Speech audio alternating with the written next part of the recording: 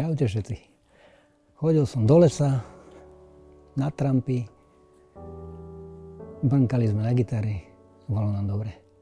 Mal som plno záujmov, ktoré prevyšovali zatiaľ to, čo som ešte nepoznal, takže bolo to jednoduché. Hral som dobre futbal, chytal som závodne ryby a tak ďalej. A naplňalo ma to, ale to som ešte netušil, čo sa stane, keď prídem to na letisko, takže keď som prišiel tam, tak už som tam ostal a som tam doteraz. A nebanujem. Prišiel som tam zhruba v zime, keď sa robili základné výcviky vo Vajnoroch. Vtedy to vyzeralo tak, že to bolo také masovejšie. Náš základný výcvik začalo 160 mladých budúcich parašutistov. A prvé kroky boli také, že som vošiel do baliarny, kde sa balili padáky. Tam sa ani hnúť nedalo. Tam to bolo plné ľudí. Nepoznal som nikoho, iba pár ľudí z Rače. A tak to vlastne začalo. A u nás to bolo tak, že vlastne krstný skákal, dedo má cez 1000 skokov, takže ono to bolo viac menej v krvi, len to trebalo prebudiť. Výcvik bol zdĺhavý. Trval celú zimu prakticky do jary. Môj prvý zoskok sa uskutočnil v 85. roku v júni na letisku v Trnave, v Bolerazi.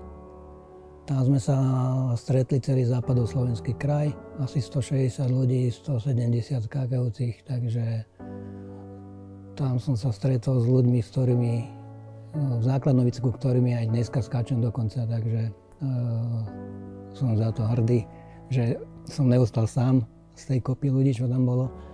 Pamätám si to, ako keby to bolo včera, pretože fúkal dosť silný vietor, tak vlastne celý deň sme čakali, kedy nám hlavný inšpektor zahlási, aby sme sa začali strojiť.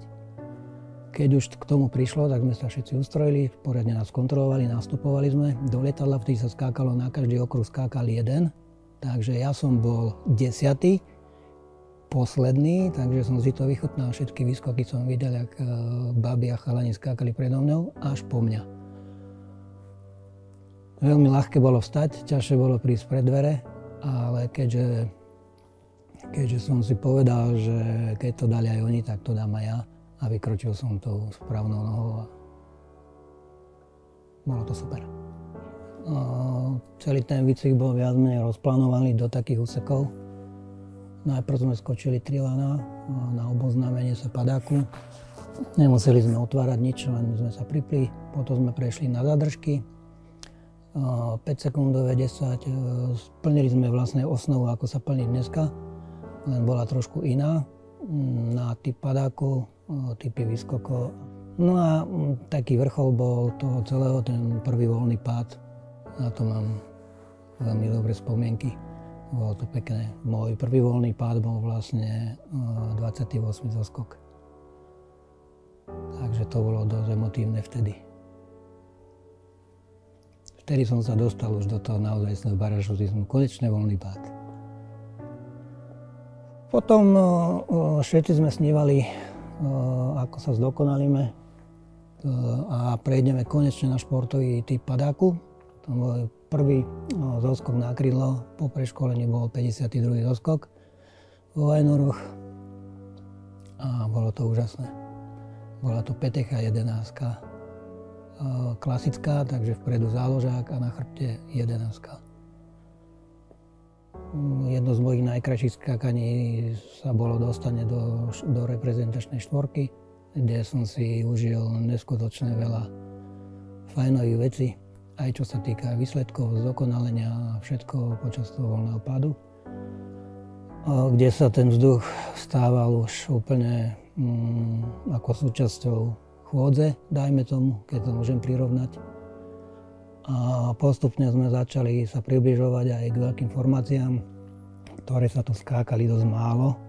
A prvá moja nejaká taká väčšia formácia bola nejaká 8, 10. Ale bežne sme skákali po pracovnom dni, čo sa týkalo štvoriek. tak vždycky posledný zoskok bolo, keďže sme trénovali 2 štvorky, tak sme vždycky skákali aj za N2 z 3000, desinu 12 úplne s prehľadom. Takže to boli také bežné. Aj nejaký prechod tam bol do nejakého tvaru zvláštneho, takže sme stihli toho dosť.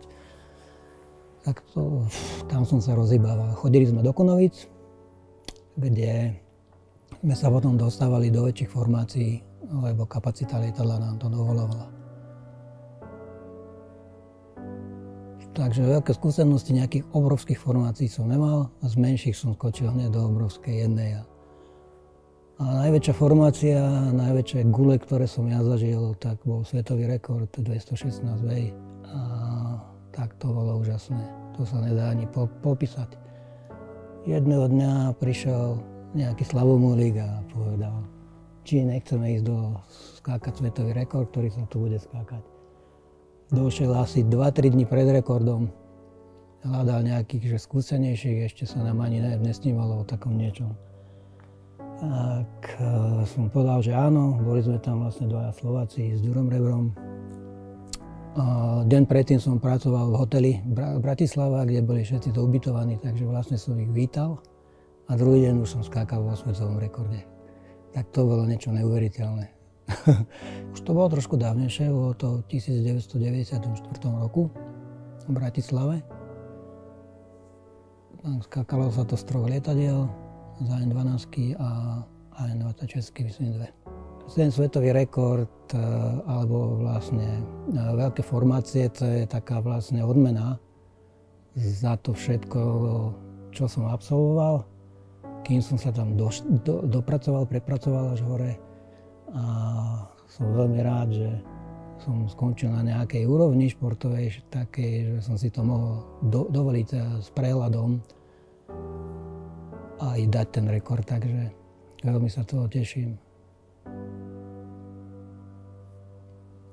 Bolo to veľmi dobre zorganizované. Boli sme tam po takých sektoroch, po tímoch. Okolo nácvikov a toho rekordu, tak som bol prekvapený, aký tam bol poriadok, aké ticho všade bolo, všetci počúvali iba jedného človeka, keď rozprával. A to bolo niečo úžasné na tom, že každý bol ticho a počúval a robil to, čo mal. Veľmi ľahko sa môže stať z nepozornosti alebo z lajdactva, že sa niečo pritrafí a hlavne môžeme ohroziť niekoho druhého, takže určite áno, rešpekt tam bol. Preto som sa snažil všetko robiť tak, aby k tomu nedošlo, aby som sa v tom rekorde hlavne aj udržal až do záverečných skokov. O to išlo. No dnes je to trošku horšie. Vtedy nás to toľko nestalo, čo sa týka finančných prostriedkov. Ale kebyže mám dneska aspoň trochu neobmedzenejšie, dajme tomu prostriedky, tak určite by som išiel skákať tam, kde sa skáču dobré veci, kvalitné veci, aby som sa naučil. Takže čo by som ja odporučil mladým, tak je presne to, aby radšej zainvestovali, aby neskákali len tak voľne, sami, veľmi veľa sami, lebo tam sa toho moc človek nenaučí. Odporúčam teda pod nejakým dohľadom skákať, kvalitné zoskoky, ktoré budú vyhodnotené, ukázané chyby. A človek potom napreduje hodne rýchlo a ušetrí tým aj peniaze. Takže určite týmto spôsobom. My sme nemali takú možnosť, my sme si to všetko odskákali, ale zase nás to toľko nestalo, musím povedať. Momentálne sa venujem teraz takému dôchodcovskému skákaniu, to aspoň tak ja volám. Ja skáčem teraz len väčšinou tandemové zoskoky, občas nejaký fanzoskok. A veľmi sa teším, keď sa bude možno skákať ďalší rekord, do ktorého určite pôjdem. Takže držím palce, aby to vyšlo. No, na margo mojej poslednej zostavy, bolo to neviem ani koľkatka, možno 8, tak nejak zhruba. Bolo to vlastne kvôli mne, lebo som mal 6000 zoskokov, tak sme si skočili taký fanzoskok, nacvičený, kratučko a cítil som sa fajn. bolo tam okolo mňa neuveriteľne veľa mladých ľudí, nových, ktorých som nepoznal z toho vzduchu, lebo som nemal šancu sa s nimi skákať ešte nič.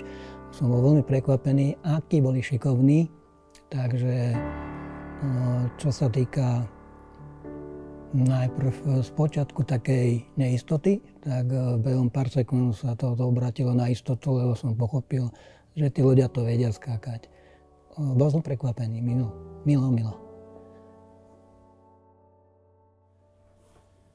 Takže milí skydiveri a skydiverky, týmto by som vás chcel pozvať na také predrekordové tréningy veľkých zostav, do ktorých sa teším aj ja, pretože tú odmenu, ktorú potom po chytení rekordu a po uznaní toho rekordu alebo pri pristáti potom si užijete spoločne so všetkými, to vám nedá nič na svete. Takže Blue Sky.